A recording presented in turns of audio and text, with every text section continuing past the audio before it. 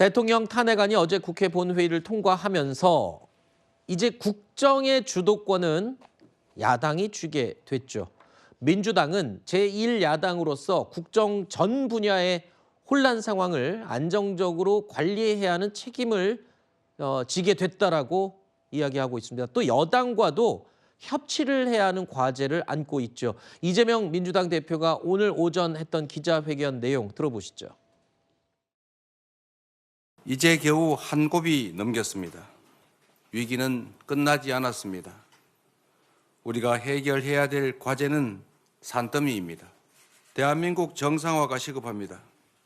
국정 정상화를 위한 초당적 협력체, 국회 정부가 함께하는 국정안정협의체 구성을 제안드립니다. 우리 민주당은 모든 정당과 함께 국정안정과 국제신뢰 회복을 위해 적극 협력할 것입니다. 국회와 정부가 대한민국 전반에 불어닥친 위기를 조속히 매듭 지을 수 있게 하겠습니다. 자, 이재명 대표 국정의 정상화, 안정을 위해서 협의체 구성을 제안했습니다. 오늘 기자회견의 가장 큰 핵심이죠. 제1야당으로서 국정 운영을 주도하는 것은 둘째 치고라도 지금 현재의 상황을 좀 타개해보자. 그러면서 국정 안정 협의체 구성을 제안을 했습니다. 여당에서도 이거를 받지 않을 이유는 없을 것 같아요. 지금 일단 비상시국 아니겠습니까? 예, 그렇습니다. 저는 이것은 여당이 좀 전향적으로 검토할 필요는 있다고는 봅니다. 다만 지난번에 한덕수 총리와 한동훈 대표가 국정을 안정적으로 운영해 나갔다고 했을 때 이것을 위헌위법이라고 하면서 제2의 내란 확장 이렇게까지 좀 과격한 표현을 쓰지 않았습니까? 네. 저는 이 국정안정협의체가 또 어떠한 권한이 있는가 헌법적으로 물론 의회라고 하는 하나의 기관을 통해서 한다는 점은 있을지 몰라도 결국은 권한대행 한덕수 권한대행의 결정이 제일 중요한 부분이고 어디까지나 국회는 좀 뒷받침을 하는 역할에 머무르지 않을까 생각합니다. 저는 그럼에도 불구하고 국정안정협의체가 왜 필요하다고 생각을 하냐면은 지금 다시 또 민주당이 야권이 독자적으로 다수의 횡포로 본인들이 원하는 법안을 밀어붙이고 이것을 도저히 정부로서는 받아들일 수 없다고 판단이 돼서 만에 하나 거부권을 행사한다. 이것은 국민들이 정말 보고 싶지 않은 또 다른 반복입니다. 그렇기 때문에 저는 이제 이재명 대표가 과거에 양곡관리법이라든지 이런 것들을 지금 발의해놓은 통과를 시켜놓은 상태인데요.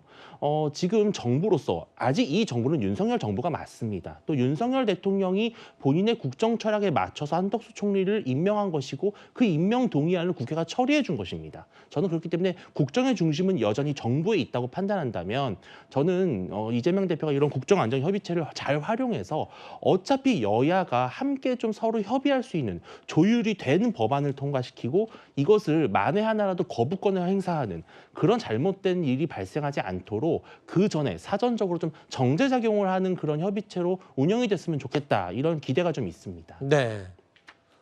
일단 정부에서도 오늘 이재명 대표의 기자회견 내용에 대해서 특히 협의체 구성 제안에 대해서 입장을 화답을 했습니다. 국회와 협력할 준비가 돼 있다. 그러니까 국정 안정을 위해서 국회와 협의해서 지금 현 상황을 타개해 나갈 의사가 충분히 있다라고 정부에서도 입장을 밝혔습니다. 다만 여당에서 얼마나 또 적극적으로 협치를 같이 동의할지가 문제인데 국민의힘이 지금 워낙 시끄러워서요. 뒷부분에 좀 얘기를 해보기도 하겠지만 지금 그럴 정신이 있는지도 모르겠습니다. 자, 그런데 지금 이 상황에서 이재명 대표 사실상 전국 주도권을 쥐고 국정 안정을 하자라고 하는 건 좋지만 이제 그냥 거의 사실상 대권 행보를 시작하는 게 아니냐 그런 이야기도 나오고 있습니다. 왜냐하면 이재명 대표 오늘 헌법재판소를 향해서 조속한 절차 진행을 다시 한번 또 강조를 했는데요. 일단 들어보시죠. 헌법재판소는 윤석열 대통령의 파면 절차를 신속하게 진행해 주시기 바랍니다. 그것만이 국가의 혼란과 국민의 고통을 최소화할 유일한 방법입니다.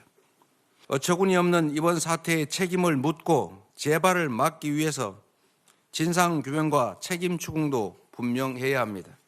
공조수사본부 등 수사기관은 신속하고 엄정한 수사로 진실을 밝혀주십시오. 진상규명을 위해 신속한 특검의 출발이 필요합니다. 내란 관련 기관과 가담자들은 수사에 적극 협조해야 합니다. 온 국민이 지켜보고 있다는 사실을 잊지 마십시오. 우리 민주당은 국정안정 내란 극복 특별위원회를 출범시켜서 이 혼란을 수습하고 대한민국 회복을 위해 총력을 다할 것입니다. 탄핵 심판 절차가 아닌 파면 절차라는 표현을 썼거든요. 그러니까 이미 대통령의 파면을 이재명 대표는 기정사실화하고 있는 게 아니냐 이런 추측이 가능합니다. 그러면서 좀 빠른 진행을 요구하는 이유, 조기 대선, 그러니까 지금 이참에 빨리빨리 대선을 치러서 본인의 대선 행보 플랜을 가동하겠다 이런 것으로 해석이 되지 않겠느냐라고 여권에서 바라보고 있습니다. 그러나 공은 이제 헌법재판소에 일단 넘어간 상황에서 헌재가 결론을 내리는 시점이 바로 대선 시기가 되는 거죠. 그렇기 때문에 이재명 대표는 헌재에 빨리 이 심판을 내려달라라고 요청을 하는 것으로 보입니다. 탄핵이 기각이 되면 윤석열 대통령 당연히 다시 대통령으로 직무 복귀하게 되겠죠. 만약에 탄핵이 인용이 된다면 이제 법적으로는 60일 이내에 대선을 다시 치러야 됩니다. 자, 그러다 보니까 오늘 조간신문에 장식한 제목들이 바로 이겁니다. 4월 벚꽃 대선이냐, 5월 장마 대선이냐, 8월 찜통 대선이냐. 시기에 따라서 이제 대선이 결정이 되는 겁니다. 헌법재판소의 결정, 심판이 언제 끝나느냐에 따라서 벚꽃 대선, 장미 대선, 찜통 대선. 자, 이재명 대표 일단 본격적으로 대선 행보에 들어가는 거다. 플랜 가동했다. 이렇게 봐도 되겠죠? 아직은 아니라고. 아직 아니에요? 그렇습니다. 네. 지금 오늘 그 기자회견에 한 말씀도 지금 이 비상계엄 내란이라는 이 초유의 상황에 의해서 탄핵된 대통령의 절차하고 그로 인한 국정혼란이 계속되고 있고 대신인도 하락, 또 경제에 미치는 악영향, 또 외교 안보적인 불안이 계속되고 있기 때문에 이 불확실성과 불안감을 빨리 해소하라는 취지이지 빨리 확정해서 대선 일정을 확정해달라는 얘기겠습니까? 네. 전혀 아니고요. 이 결과에 따라서 확정되는 대선 일정에는 그 이후에 아마 뭐 대응하는 방향이 있을 것이고요. 이번에 비상계엄 내란 사태 이전에 이미 민주당은 윤석열 정부가 2년 7개월 동안 여러 가지 국정행위에서 난맥상을 초래했고 많은 국정을 문제를 발생시켰기 때문에 집권 플랜을 하기 위한 본부를 만들어 놨었습니다. 그러니까 그 준비는 이 앞당길 수는 있지만 이재명 대표 본인이 지금 이 상황에서 대선 일정을 염두에 두고 지금 정치 일정이 구성되고 있다 이런 상황은 아닙니다. 네, 알겠습니다. 정치권의 대선 시기에는 일단 뭐 빨리 돌아가고 있는 건 맞는 것 같습니다. 이재명 대표는 조기 대선과 관련해서는 조심스럽게 말을 아끼는 모습이었습니다. 민주당 생각에 따르면 윤석열 대통령 탄핵은 인용돼서 파면돼야 하고 그러면 조기 대선이 시작되고 대표님께서 유력 대선 주자가 될 수밖에 없는 상황인 것 같습니다. 지금은 대한민국의 이제 위기 국면이 진행 중이고 오로지 이 위기 국면을 어떻게 극복할 것이냐에 집중해야 합니다. 또 그 결과도 알 수 없는 상황이기 때문에 그 어떤 결과를 예측하고 거기에 대한 얘기를 하는 것은 부적절한 것 같아서 다음 기회로 미루도록 하겠습니다. 윤석열 대통령이 지금 탄핵 심판을 받게 됐다고 해서 모든 게 끝난 건 아닙니다. 이재명 대표도 아주 넘어야 될 큰 산이 남아 있죠. 이재명 대표는 야권 내 강력한 대권 주자임은 분명합니다만 사법 리스크라는 산을 아직 다 넘지 못했습니다. 절반도 못 넘었습니다. 변수로 남아 있는 거죠. 특히 1심에서 유죄를 받은 선거법 재판 최종심이 언제 열리냐가 가장 큰 변수가 될 것 같습니다. 최종심이 나오기 전에 대선이 치러져야 대선 후보로 나올 수 있다. 이게 이제 이재명 대표가 할 수 있는 첫 번째 계산일 텐데 지금 그 계산이 가장 먼저 지금 여러 가지 계산 중에 1번 공식이잖아요.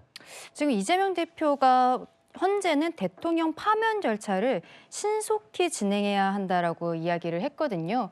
저는 이재명 대표가 하고 싶은 이야기에서 신속한이라는 단어가 굉장히 좀 눈에 띈다고 말씀드리고 싶습니다. 지난 11월 15일에 이재명 대표의 공직선거법 1심 선고가 있었고 그때 1년 징역 2년 집행유예가 나와서 사실상 법조계에서 예상했던 것보다도 좀 더 높게 나왔기 때문에 본인 스스로도 굉장히 좀 충격을 받은 모습들을 보였었거든요.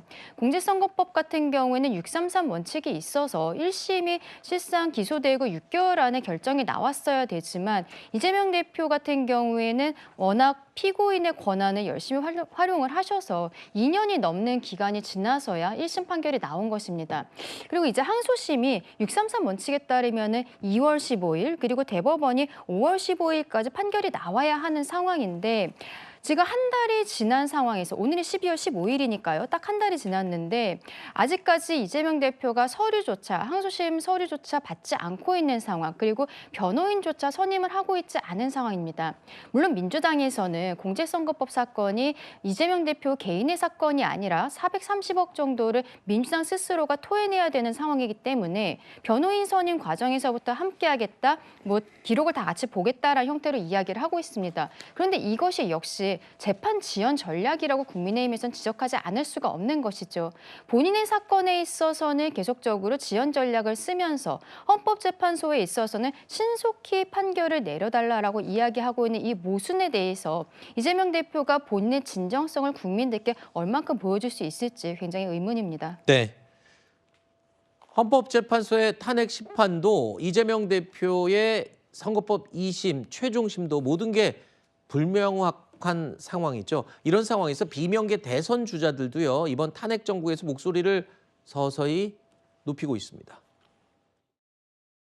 지금과 같은 상황에서도 탄핵을 반대한다면 어제의 범죄를 벌하지 않음으로써 내일의 범죄를 부추기는 참으로 어리석고 위험천만한 일이 아닐 수 없습니다.